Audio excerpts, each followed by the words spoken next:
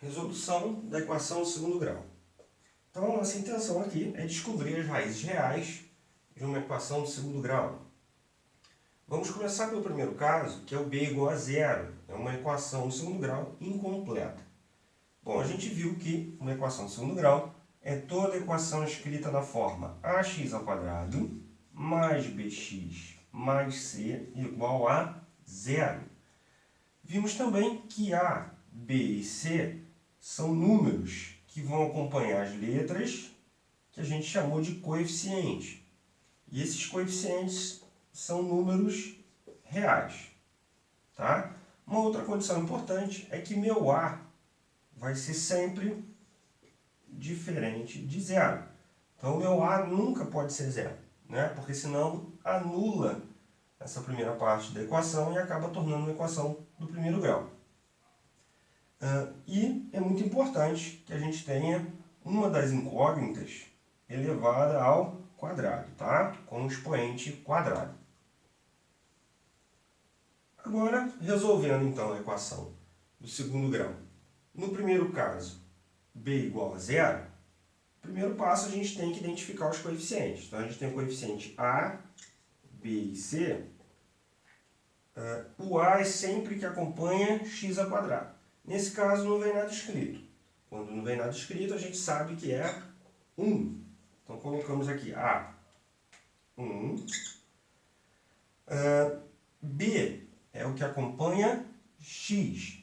Nessa situação aqui, observa que eu não tenho x, né? Então, a gente vai colocar 0. E o número sozinho é o coeficiente c, 144. O importante é que o sinal tem que vir junto, correto? Então, a gente vai colocar aqui, ó, menos 144. Identificamos, então, que nessa situação aqui, o nosso coeficiente b foi igual a zero. Tá? É uma equação do segundo grau incompleta. Qual o caso? B igual a zero. A nossa resolução, a gente vai utilizar as raízes quadradas, tá? Então, a gente vai aplicar uma resolução bem próxima da equação do primeiro grau, né? Então, a gente vai fazer o seguinte, letra para um lado, número para o outro. Então, eu vou reescrever aqui, ó, x ao quadrado menos 144 igual a zero. Como eu disse, a gente vai aplicar uma resolução próxima da equação do primeiro grau, né? Que seria o quê? Letra para um lado, número para o outro. Então, a gente vai jogar o 144 para o outro lado, correto? Então, vai ficar o seguinte, x ao quadrado igual a 144.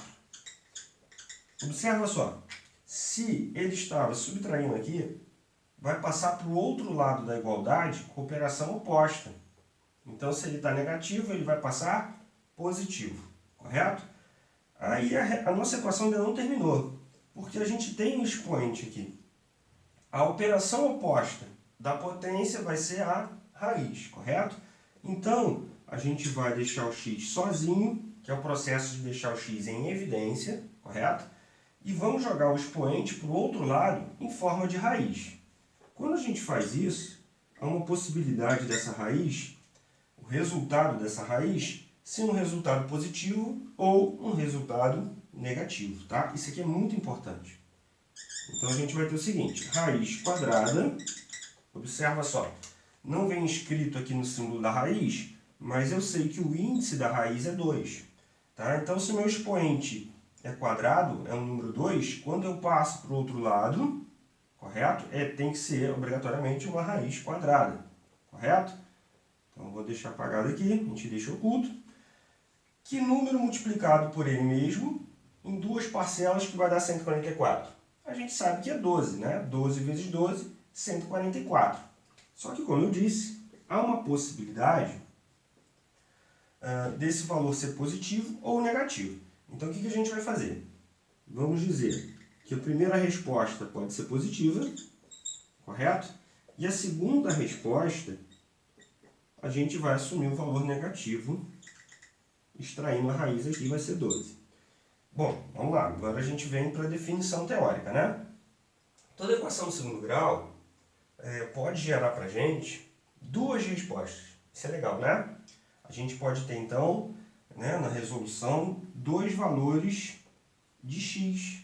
Tá? Então a gente pode chamar o primeiro valor de x'1, né? A gente costuma chamar de x1, né? E x'2 é um valor assumido negativo.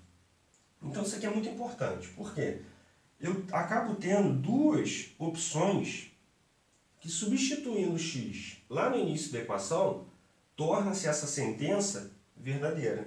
É isso que está na definição do caderno de vocês, correto? Então, observa só, se eu pegar aqui, ó, e substituir por 12, não preciso fazer isso, tá? Só vou fazer aqui para a gente poder entender a definição do que está no caderno.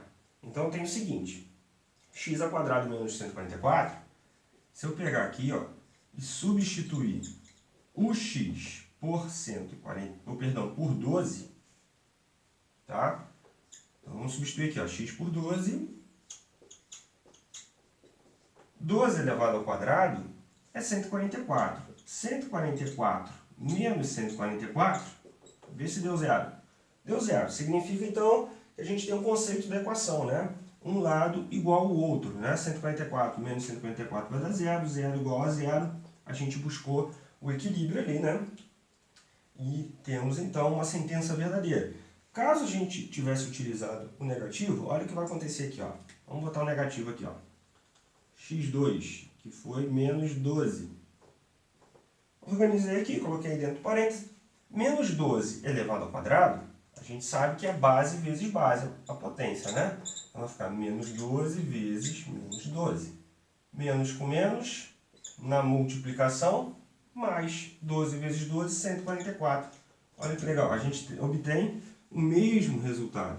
Por isso, nessa situação aqui, a gente pode assumir um valor como um conjunto verdade ou solução da nossa equação, o 12 ou o menos 12. Então a gente vai colocar aqui, ó, solução. Tá? Vamos abrir aqui chaves e aí a gente vai colocar menos 12, vou botar em ordem crescente, tá? Menos 12 e 12 são as possíveis soluções da nossa equação.